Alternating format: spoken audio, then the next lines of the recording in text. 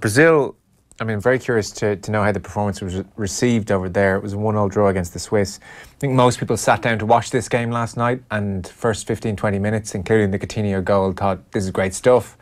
And then, well, I'm curious for your explanation about what went wrong. I've seen everything from some kind of complacency to, well, they just sat much deeper than they're in the habit of sitting as a team. Undoubtedly true. And it's hard to understand why that took place. Haven't seen them do that in the 2 years that Tite has been coaching the side. They've never done that. Don't know why it happened.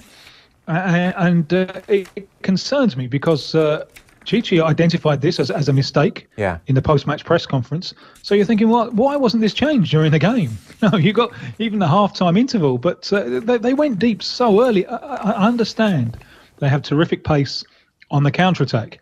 So, there's a feeling that they can win the game on the counter-attack.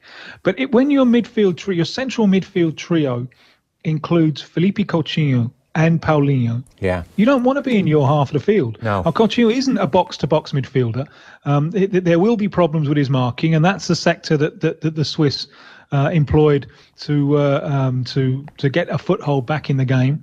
And Paulinho, between the two penalty boxes, he doesn't do a great deal. Where you want him is where he was in the first 20 minutes. He's not a great footballer, Petty. You want him trying to pass the ball in front of you. The last thing you want is him running at you. Well, yes.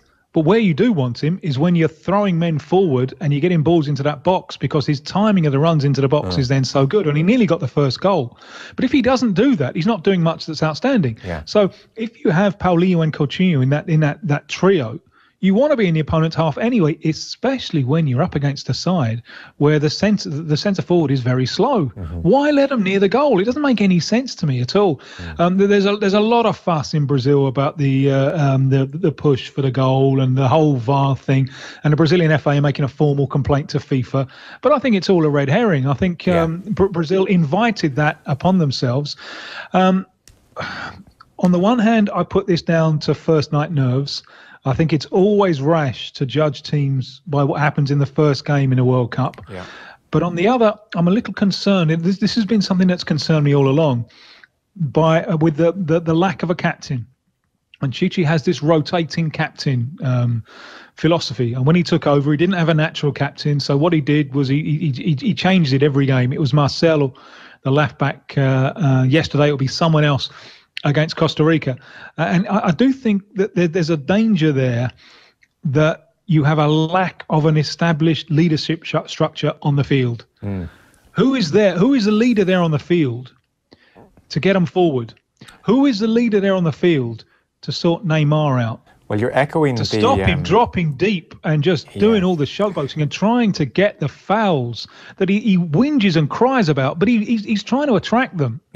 When he loses focus on keeping the ball fizzing, and when he does that, the collective display of the team really suffers. And I think there's a lack of a leadership structure on the field to put these things right. So a little bit concerned by that, although I thought the first 20 minutes were terrific. Yeah, for sure.